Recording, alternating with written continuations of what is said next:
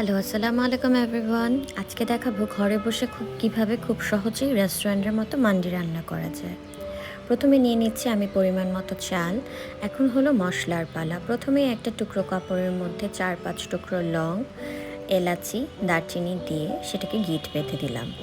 এখন পাত্রে পরিমাণ মতো পানি নিয়ে নিলাম চিকেন স্টকের জন্য। এখানে সেই মশলাগুলোকে দিয়ে দিলাম, সাথে দিয়ে দিলাম 2টো চপ করে পেঁয়াজ কাটা, একটা তেজপাতা দিয়ে চিকেন পিসগুলো ভালো করে ধুয়ে রাখা, ঝরা দিয়ে রাখা চিকেন পিসগুলো পানিতে দিয়ে দিলাম। সেটাকে 10 মিনিট লো ফ্লেমে কুক করলাম। ভালো করে চিকেন স্টক হয়ে আসলে হালকা করে একটু নাড়াচাড়া দিয়ে চিকেনগুলোকে এখন সোক করার পালা। চিকেনগুলোকে তুলে বলে রেখে দিলাম, তারপরে পানিটাকে ঝাড়া দিয়ে নিব। আমি এই চিকেন স্টকের মশলাগুলোকে ইউজ করব না বিধায় আমি অল্প পরিমাণে নিয়েছি আর গিট দিয়ে নিয়েছিলাম। এখন হচ্ছে রাইস রান্নার পালা। প্রথমে একটা ফ্রাই প্যানে অল্প পরিমাণে অলিভ অয়েল অথবা তোমরা যেটা তেল দিতে চাও, চাইলে তোমরা বাটার ইউজ করতে পারো, দিয়ে পেঁয়াজ কাঁচামরিচ বাটা, 2টো লং, 2টো দারচিনি, 2টো এলাচি আর একটা তেজপাতা, সাথে আমি অল্প একটু গোলমরিচের ফাঁকি দিয়েছি, তোমরা চাইলে আস্ত গোলমরিচও দিতে পারো। দিয়ে মশলাটা ভালো করে কষানো হয়ে গেলে কিছু পেঁয়াজ কুচি কেটে অল্প একটু পানি দিয়ে ভালো করে মশলাটা কষিয়ে নেবে। এখন অ্যাড করে দিবে চিকেন স্টকটা দিয়ে একটা ড্রাই লেমন অথবা বাসায় থাকা যে কোনো ধরনের লেবু দিয়ে পানিটাকে ভালো করে একটু বলক দিয়ে নিবে। আমি আলু অ্যাড করেছি, তোমরা চাইলে আলু স্কিপ করতে পারো। গোটা কাঁচামরিচ 2-4টা দিয়ে পানিটা একটু ঠিক হয়ে আসলে সেটাতে অ্যাড করে দিবে ভিজিয়ে রাখা চালগুলোকে, দিয়ে 10 থেকে 15 মিনিট লো ফ্লেমে কুক করবে চালটা সিদ্ধ হয়ে আসা পর্যন্ত। এখন চলে আসি সসের পালায়। মান্ডি সসটা আসলে মান্ডির টেস্টটাকে দ্বিগুণ বাড়িয়ে দেয়। আমি 4টা এখানে টমেটো নিয়েছি, 2টা কাঁচামরিচ নিয়েছি, একটু রসুন চাইলে দিতে পারো, আমি রসুনটা স্কিপ করেছি। এখানে ভালো করে ব্লেন্ড করে নিব, ব্লেন্ড করে আমি এটা রেখে দিব।